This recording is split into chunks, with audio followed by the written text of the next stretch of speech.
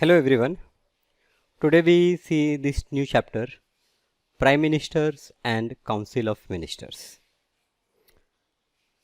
The Prime Minister. Let us first understand about Prime Minister.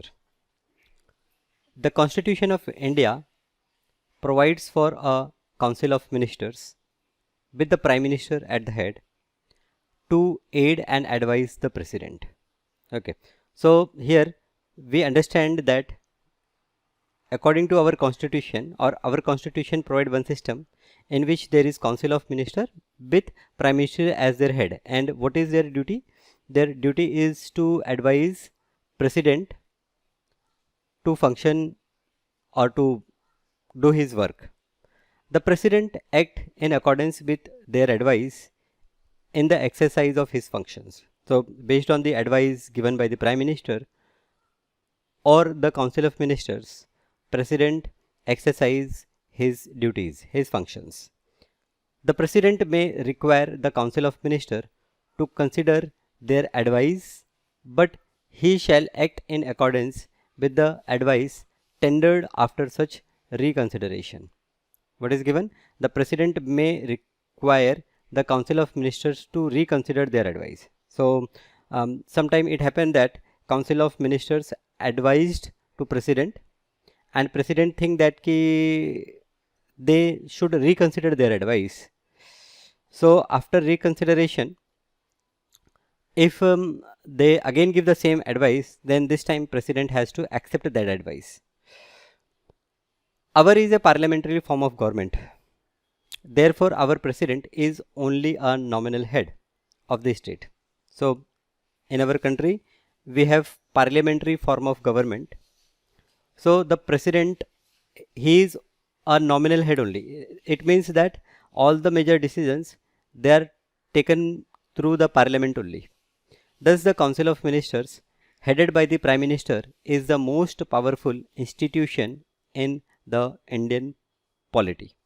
So the council of ministers with prime minister as their head is the powerful institution in Indian politics.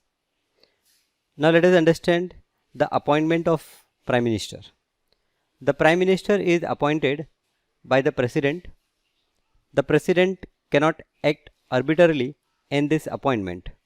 According to the convention, the president invite the leader of the majority party or the group in the Lok Sabha, majority party or group in the Lok Sabha to form the government.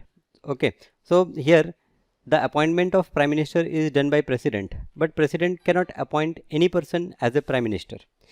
He has to consider the leader of the majority party who has got the majority of the seats in Lok Sabha. So president call the leader of that party and he has to make that leader as the prime minister. The members of the majority party are the group elect their leader to be appointed as the prime minister. So the members of majority party are the group elect their leader to be appointed as the prime minister. So this majority party, they first elect their leader, okay, to whom they consider as prime minister, or then the leader is appointed as prime minister by the president. The president then appoint him as the prime minister. When no single political party secure an absolute majority in Lok Sabha, the president may have some options in the appointment of prime minister. But the president has to appoint that person who can prove that he has the support of some smaller groups or the parties in order to have majority in the house. Sometime it may happen that not a single party has got the majority. Then in that case, president have some opinion in the appointment of prime minister. But if any party, leader of any party, okay, he says that he has the support of some smaller parties, and with the support of those smaller party, now they can be considered as in majority, then in that case president has to appoint that leader as the prime minister. So here we understood that how the prime minister is appointed. So basically the party which got the maximum number of seats, that is the party who is in majority, the leader of that party is appointed as Prime Minister by President of India. Now, Council of Ministers. Article 75 of the Constitution states that the Prime Minister shall be appointed by the President and the other ministers shall be appointed by the President on the advice of Prime Minister. So, President, he appoints Prime Minister, and then with the advice of Prime Minister, President appoints other ministers in the Constitution. Normally, only the member of Parliament are appointed as ministers. It can be non-member. If in case non-members are appointed as minister, he must be elected or nominated to the Parliament within 6 months from the date of his appointment. Failing this, he will have to resign from the post of minister. So normally only the members of Parliament. So the members of Parliament, they are only considered for appointing as a minister.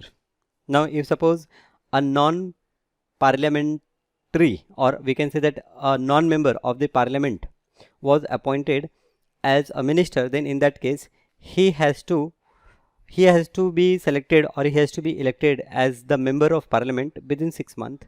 If this does not happen, then he has to resign from his post of minister. Before 1979, the Constitution did not refer to word cabinet. It referred only to the Council of Ministers. The 44th Amendment Act provides that the President shall not issue a proclamation of national emergency unless the decision of the Union Cabinet. Okay, so this Union Cabinet word came after 1979. Before that, we are using word as Constitution. Before that, we are using the word Council of Ministers. Now this cabinet, we have seen that. Now in the last chapter, we have seen that President has right to declare national emergency, but President cannot declare national emergency unless the decision of Union Cabinet. Okay, that is the Prime Minister and the other ministers of the cabinet. They also first decide that yes, there is a need for emergency, and then President declares the national emergency. Has been communicated to him in writing. After this, the decision between the cabinet and the Council of Ministers has become evident. Now cabinet ministers. Who are cabinet ministers? They are the most important members of the Council of Ministers. Who are cabinet ministers? They are most important members of Council of Ministers. So Council of Ministers is a broader term. From that we select some persons, some members as cabinet ministers. They hold important portfolio like home, defense, finance, external affairs, railways, etc. So in important areas they took charge. A cabinet minister is in charge of ministry and sometimes of more than one ministry. So this cabinet minister, he is in charge of a ministry, or sometimes he can be in charge of more than one ministry. Only cabinet ministers have the right to attend meeting of the cabinet. They together determine the policy and program of the government. So cabinet meeting, whenever cabinet meeting held, then only cabinet ministers can attend that meeting, and they together determine the policy and program of the government. So how government has to function, what will be their policies, these all are decided by cabinet ministers. Then we have ministers of state. So they are the second category of ministers. They may or may not hold an independent charge of any portfolio. So ministers of state, they are in the second category of ministers, and they may or may not independently handle any portfolio. The Prime Minister may or may not consult them. So Prime Minister has to consult with this cabinet ministers, but to ministers of state, he may or may not, means if he feel that it is necessary, then he will consult, otherwise there is no need. The Prime Minister may or may not consult them. They do not participate in the cabinet meeting, but they may be invited to attend meetings when matters concerning their department are being considered. So, if any minister of state is engaged in some department and there is some matter with respect to that department, so to discuss the matter, we will call that minister of state. So, then the minister of states are invited. Deputy ministers, they are the third category of ministers. Deputy ministers who assist the cabinet minister and the council minister. So what their duties are? Their duties are to assist cabinet minister and council of ministers. They are junior ministers and are placed under senior ministers whom they have to assist. They take no part in cabinet deliberations. Okay, so their role is to assist their senior ministers, right? The council ministers, the council of ministers comprises of prime minister and the number of other ministers appointed by the president on the advice of prime minister. So here let us see this diagram. We have cabinet, okay, and here this is parliament. Here cabinet means here ministers are there, and here different members of the parliament. Okay. The Constitution of India does not specify either the number of members of the Council of Ministers or classify the members of council into different rank. So according to our constitution, they have not made any distinction that how many members should be there in the Council of Ministers. However, the Constitution 91st Amendment Act 2003 has put a ceiling on the size of Council of Minister at the center and the state and states to 15% of the strength of Lok Sabha and state legislature. So this 91st amendment, which is in 2003, they have made a ceiling, that is upper limit, that only 15%, maximum 15% of the strength of Lok Sabha can be considered as ministers in the cabinet. This step was taken to check defection from one party to another and also to curb the government expenditure on account of jumbo size ministers. So if a person is appointed as a minister, then there is lot of expenses that is happening on that minister. So if the size of ministers is more, okay, if there are more number of ministers, then obviously the expenditure will be more. So to curb on it, in 2003 there was this amendment made which put a ceiling on the size of Council of Ministers. Now let us see the cabinet formation. The cabinet is composed of a small but important body of senior leaders of the party who are included in the Council of Ministers. They hold important portfolios and decide major policies of the government. They, being trusted colleagues of the Prime Minister, form the nucleus of administration. Nucleus, cell, we know cell, and in center there is a nucleus. So like that, there are few people around Prime Minister who are faithful to the Prime Minister and who are cabinet ministers. So along with them, Prime Minister administers the country. In fact, the cabinet is the pivot round which the whole administration revolves. A cabinet take important decisions. Such decisions are communicated to the other ministers and they have to follow these decisions even though they might not have been a party to such decisions.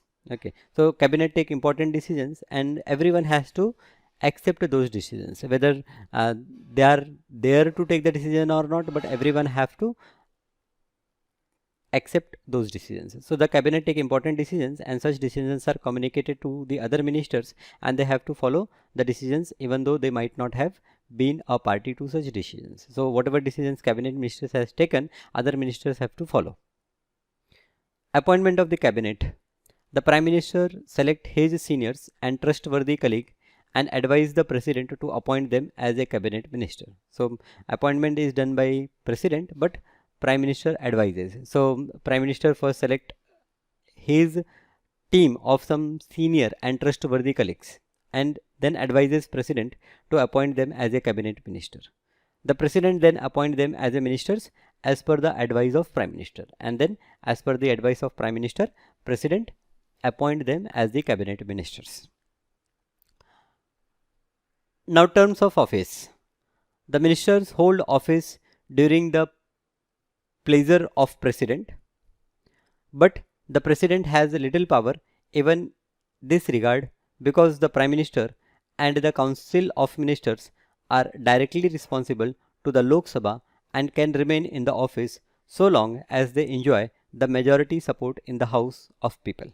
Okay, so the ministers hold office during the pleasure of president. So till president is happy with the ministers, means he is happy, that means if he find that okay, they are doing their duties perfect, till then the ministers can hold their office.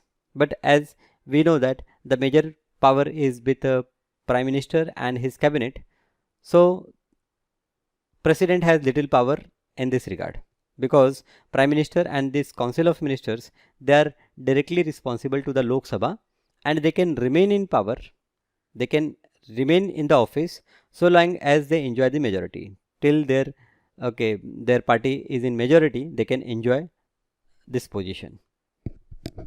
If the Lok Sabha passes a vote of non-confidence against the council of ministers, they have to resign collectively. In case Lok Sabha passes a vote of non-confidence, means that there are other parties also, if they passes a vote of non-confidence, so in that case these ministers have to resign. The council of ministers are collectively responsible to the Lok Sabha.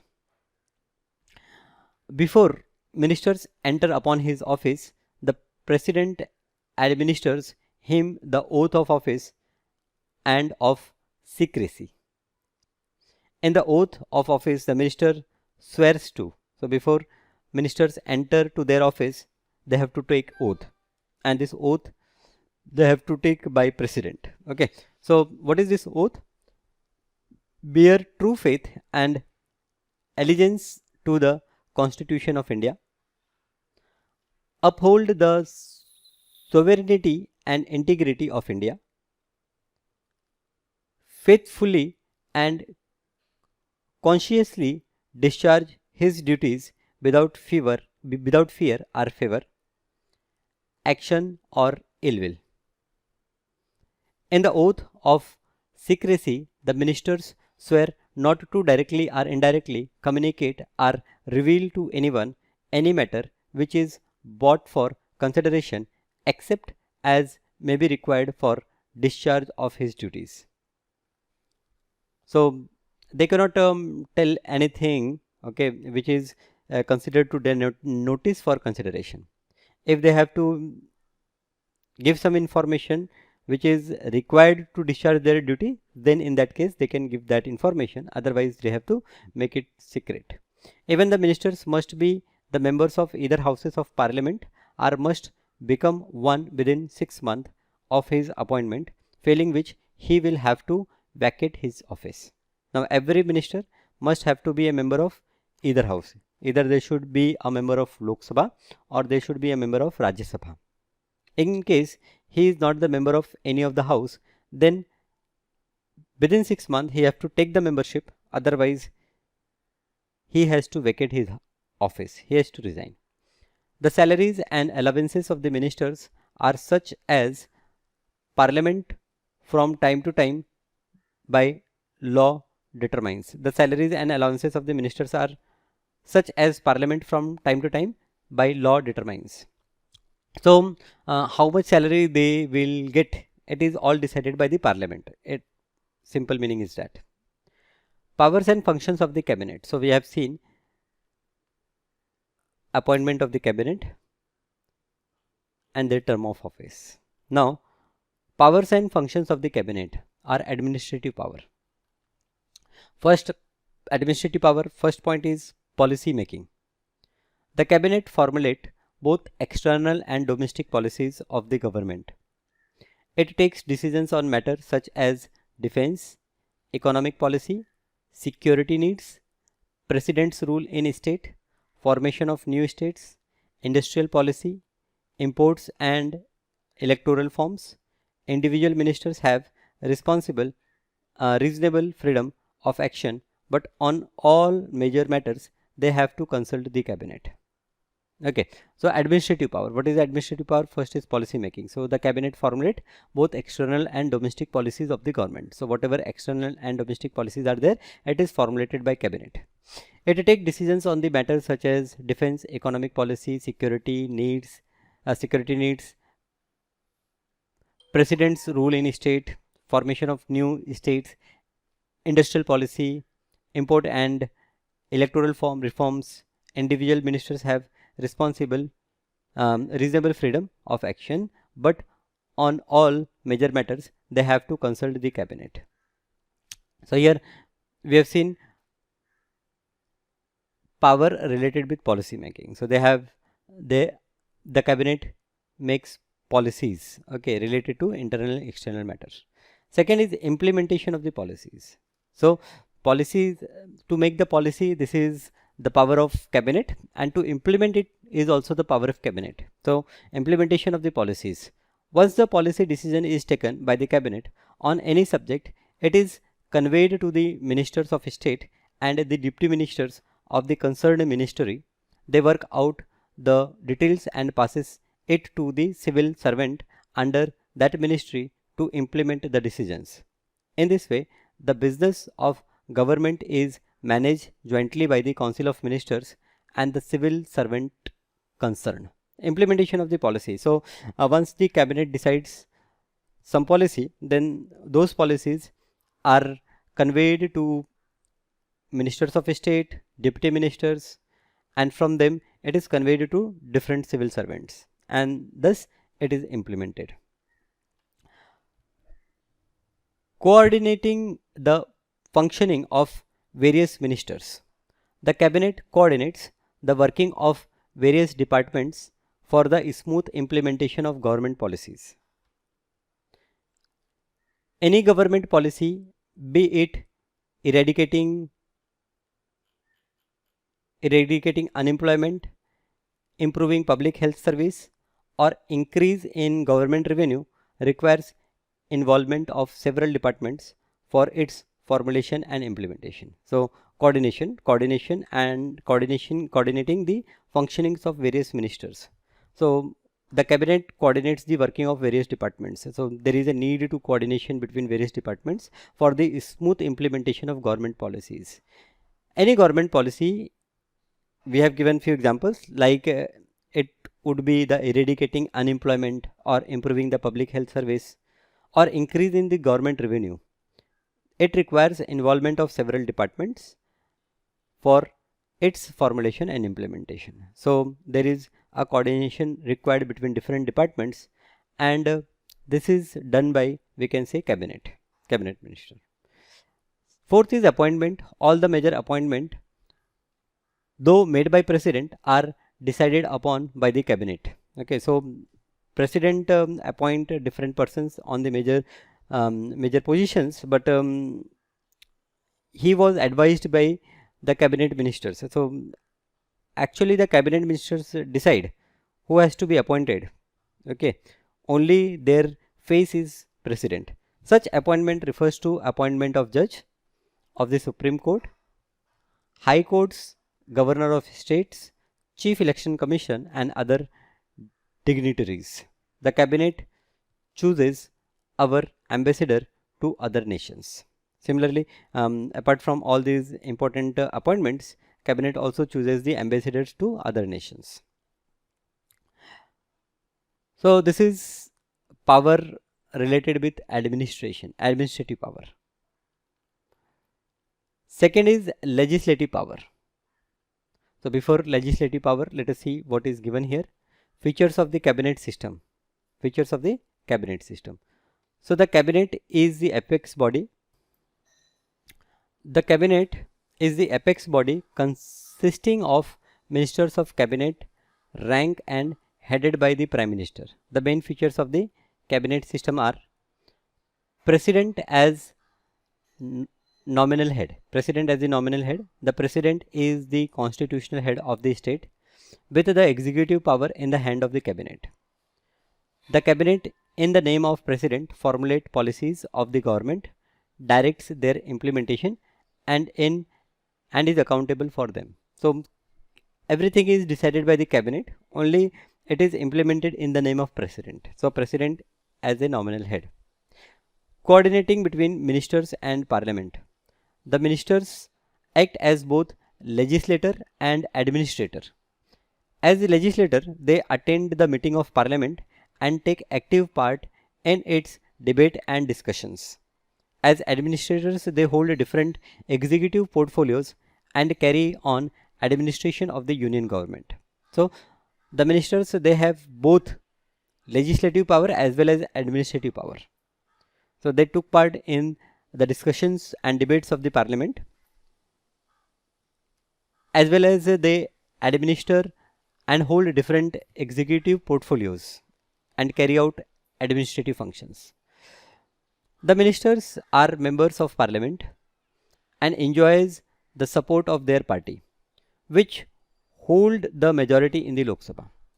Bills moved by the ministers are normally bound to have the support of MPs of the ruling party and are passed in parliament without difficulty. So as these ministers are from the ruling party, they have majority. So any bill they put in the parliament is generally passed as majority is with ruling party. Thus, there is a close coordination between the executive and legislature. Leadership of Prime Minister. The Prime Minister heads the cabinet. He determines its composition because on his advice, the President appoints the cabinet. He acts as the link between cabinet and the President. He decides the agenda of cabinet meeting and presides over them. Fourth is control of the parliament over the executive. Parliament ensures cabinet's responsibility to the public in general and to the parliament as a whole. The method adopted by the parliament are a vote of non-confidence in the council of ministers, rejection of government bill, passing a bill opposed by the government, voting a cut in budget, passing an amendment to a bill against the wishes of the government, reducing the salaries of the ministers, asking questions, adjournment motion, rejecting some government measures. So control of the parliament over the executives. So parliament ensures a cabinet's responsibility to the people in general and to the parliament as a whole. The method adopted by the parliament are control of parliament over the executives. So how parliament controls on these ministers? So parliament can issue a vote of non-confidence in the council of ministers. There can be a rejection of a government bill, passing a bill opposed by the government. They can pass a bill which government is opposing, voting a cut in budget, so etc. Okay. Now legislative power. Introduction of bill. So first legislative power is introduction of any bill. Now what is this bill? Bill you can say is a paper. Okay, is a paper in which details regarding some law which is to be implemented is there. And so let us understand introduction of the bill. The cabinet and the department of administrations take initiative in legislation. In fact, the cabinet initiates almost 95% of the bills. The legislative proposals that the cabinet formulates are called official bills. These bills are given priority and preference over the private bills. Formulating of these bills involves not only preparing the draft of the proposal but also presenting them before the parliament for approval. The cabinet explains the merit of the bill. It is the cabinet who pilots the bill through various processes of legislation from introduction to the final passage of the bill. The parliament only discusses, scrutinizes, and by putting its seal of approval legitimizes the legislative proposals formulated by the cabinet. So introduction of the bill, okay, this is legislative power. So cabinet, most of the bills are formulated by cabinet only. Okay, they initiate the bill. Okay, they put the bill in the cabinet. They put the bill in parliament, I will say. Okay, and then there will be discussions and other thing happens on the bill. And if this bill is passed with majority, then it become we can say a law, right? Source of information: the ministers along with the secretaries of the concerned department answers questions put to them by the members of the Lok Sabha and thus provide information to the public through their representatives. Third amendment of the constitution: the cabinet is instrumental in planning and moving the amendment to the constitution. Source of information: here what we understood, the ministers along with secretaries of the concerned department answers questions put to them. The source of information: so in parliament you can see that different members of the parliament, they ask questions, and answers to these questions are given by these ministers. So with the help of we can say that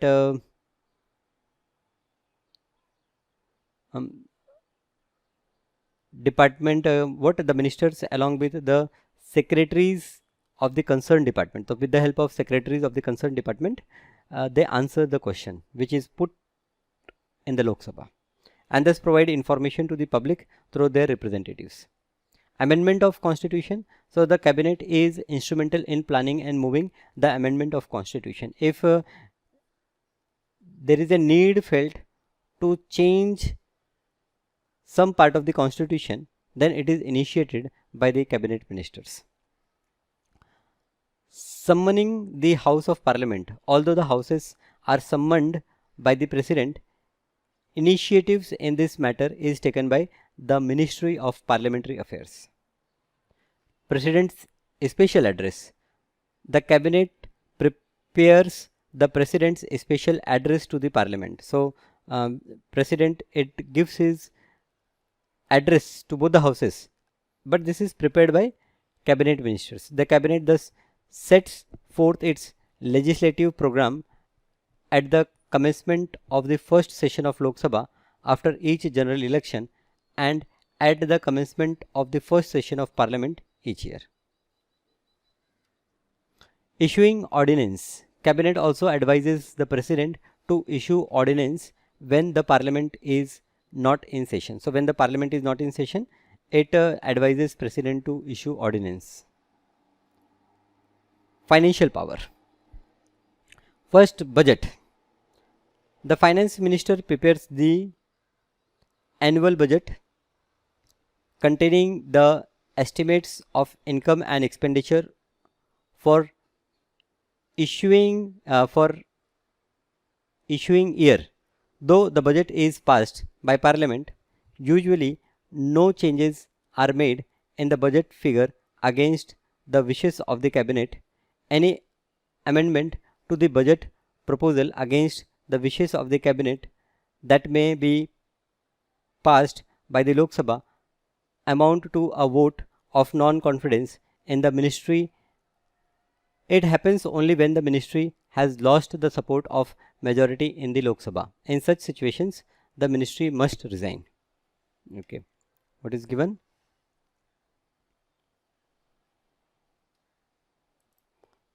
Okay, let us see this financial power again. Budget.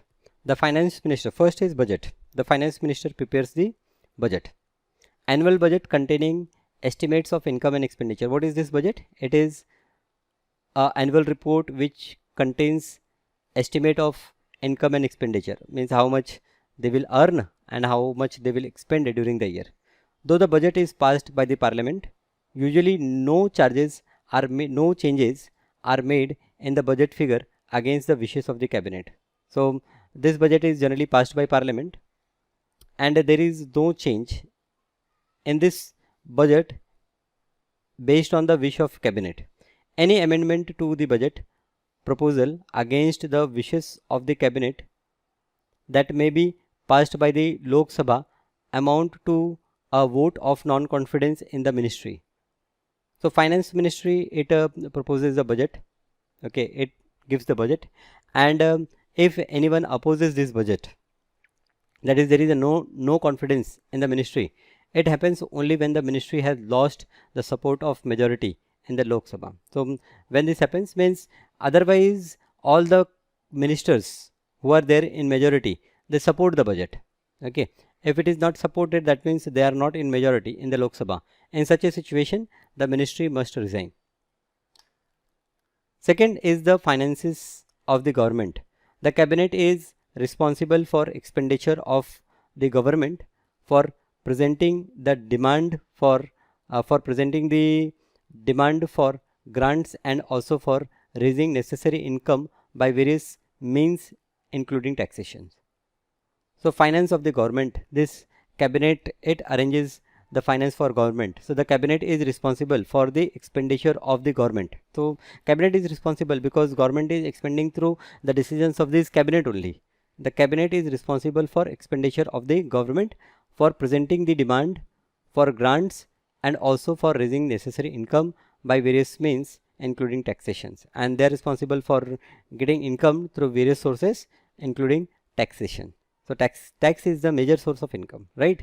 Introduction of money bill. A money bill can be introduced only in the Lok Sabha. So introduction of the money bill, this cabinet, it introduces the money bill in Lok Sabha. Now emergency power, the president cannot declare the proclamation of general emergency under article 352 of the constitution without receiving in writing the decisions of the cabinet to this effect. So first cabinet decide that there is a need of national emergency, then in writing they convey this to president, and then president proclaims the national emergency. Similarly, the question of proclamation of financial emergency and president's rule in the state are also decided by the cabinet only. So we have seen here various different authorities or different powers which are with cabinet ministers, right? Okay, so here there is distinction between council of minister and cabinet. Okay, just let us see this distinction also. The council of minister consists of all categories of minister, that is cabinet minister, minister of state, and deputy minister. So council of minister, it is a broader term which include cabinet minister and other ministers. So cabinet minister is a part of this council minister. And what is cabinet? The cabinet is a smaller group consisting of senior ministers holding important portfolios such as defense, finance, home, etc. The prime minister may or may not consult the other ministers below the rank of cabinet ministers. So the prime minister may or may not consult. Here prime minister, we have seen that prime minister, he consult with cabinet minister, he may or may not consult with other ministers. In cabinet, they are the most trusted colleague of the prime minister, and the prime minister always consult them. The decision of the cabinet are binding on the ministers. Third, in the day-to-day working of the government, the council minister as a whole rarely meet. Okay, the council ministers, they rarely meet in day-to-day working. But here in cabinet, the cabinet is a small cohesive group of senior members who determine the policy and the program of government, so they meet as frequently as possible. Fourth, according to the constitution, the president act on the advice of council of minister. In reality, it is not the council of minister but the cabinet which advises the president. So according to constitution, we know that key president work on the advice of council of minister, but in reality cabinet ministers, they decide. Okay, they decide, they advise president what to do. In a day-to-day governance of the country, the cabinet advises the president through the prime minister. Okay, so thus we have seen regarding prime minister, his appointment, how he is appointing. We have seen the council of ministers. In council of minister, cabinet minister are the most important part.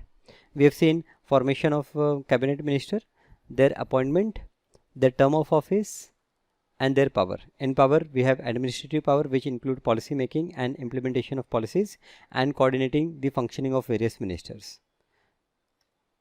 Second, we have legislative power. Legislative power, it include introduction of the bill, source of information, amendment of constitution, and summoning the House of Parliament, and President's special address, issuing of ordinance. Financial power, it include budget,